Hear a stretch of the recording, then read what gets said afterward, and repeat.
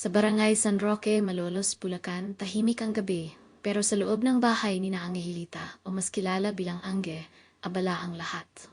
Si Angge, 15 taong gulang, ay simpleng dalagita na may malaking responsibilidad sa buhay. Anak siya ng mahirap na pamilya at sa kabila ng pagiging estudyante sa public school tuwing umaga, kailangan niyang magtinda ng kakanin tuwing hapon para makatulong sa kanilang pang-araw-araw na gastusin. Angge, bilisan mo dyan! Ayusin mo na yung mga paninda mo. Maaga papasok mo bukas, sigaw ng kanyang nanay mula sa kusina habang iniimpake niya ang suman at sapin-sapin. Opo, nay, sandali na lang po, sagot niya habang nagmamadali.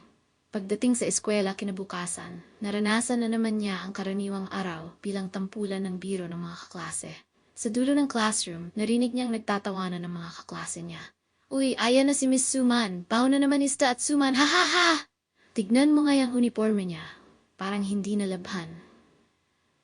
Pakiramdam ni Angge, parang sinasaksak ang puso niya sa bawat tawa. Tumalikod siya at sinubukang huwag ipahalata na nasasaktan siya. Hindi siya magaling sa academics, hindi siya sikat, pero masipag siya. Alam niyang hindi niya kayang baguhin ang iniisip ng iba tungkol sa kanya, kaya tahimik na lang siyang umupo sa likod ng klase at nag-focus sa lecture. Pero kahit anong gawin niya, hindi mawala ang bigat ng mga titig at tawanan sa likod niya. Pagdating ng hapon, tulad ng nakagawian, nagtinda siya ng kakanin sa gilid ng palengke.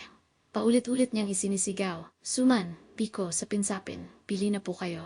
Sa mga ganitong oras, nakakalimutan niya kahit paano ang pagod. Ngunit nitong hapon, may kakaibang nangyari. Habang abala si Angge sa pagsasayos ng kanyang paninda, napansin niyang may isang lalaki sa gilid ng kalsada. Nakatayo ito, nakatingin sa kanya. Sa unay inakala niyang isa lang itong tambay, tulad ng mga nakikita niya araw-araw. Pero kakaiba ang pakiramdam niya. Malamig, mabigat. Ang itsura ng lalaki ay parang pagod na pagod. Ang mga mata nito'y mapupungay, pero nakatitig ng diretso sa kanya. Sinubukan niyang ibaling ang atensyon sa mga paninda, ngunit nang lingunin niya ulit, naroon pa rin ito. Hindi gumagalaw. Para bang binabantayan siya. Kinilabutan si Angge, pero nagpatuloy siya sa pagtitinda. Kinagabihan, hindi siya mapakali. Habang gumagawa ng takdang aralin sa science, paulit-ulit na bumabalik sa isip niya ang lalaking iyon. Bakit ganun ang titig nito? Parang may gustong sabihin. Naputol ang pag-isip niya nang marinig niya ang kanyang nanay mula sa kabilang kwarto. Angge, patayin mo na ang ilaw pagtapos ka na dyan. Opo, nay, sagot niya. Sinubukan niyang tapusin ang takdang aralin, pero habang nagsusulat, naramdaman niya ang malamig na hangin sa likod ng kanyang batok. Angge, napatigil siya.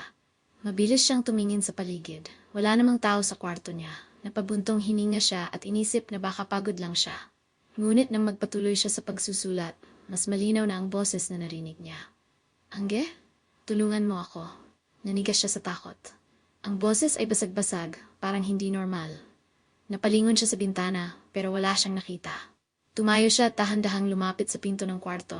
Ngunit bago siya makalabas, naramdaman niya ang malamig na hangin na parang dumaan sa balikat niya. Huwag kang matakot. Tulungan mo ako. Napasigaw si Angge at nagtatakbo palabas ng kwarto. Nay, may bumubulong sa akin. Napansin ng kanyang nanay ang takot sa mukha niya. Ano bang sinasabi mo, Angge? Wala namang tao. Baka naman kung ano lang iniisip mo. Matulog ka na, anak. Hindi na siya nakaimik. Pinilit niyang magpahinga, pero kahit nakapikit na siya, nararamdaman niya pa rin ang malamig na presensya sa paligid. Alam niyang may kakaibang nangyayari, pero hindi niya alam kung paano ipapaliwanag ito. Sa huling sandali bago siya makatulog, naisip niya ang lalaking nakita niya sa palengke. Ang mukha nito, ang titig, at ang malamig na boses na humihingi ng tulong. Hindi niya alam kung bakit, pero pakiramdam niya, nagsisimula pa lang ang lahat. Horror series, Angelita Malolos Mystery, Third Eye, Scary Stories, Kakataka.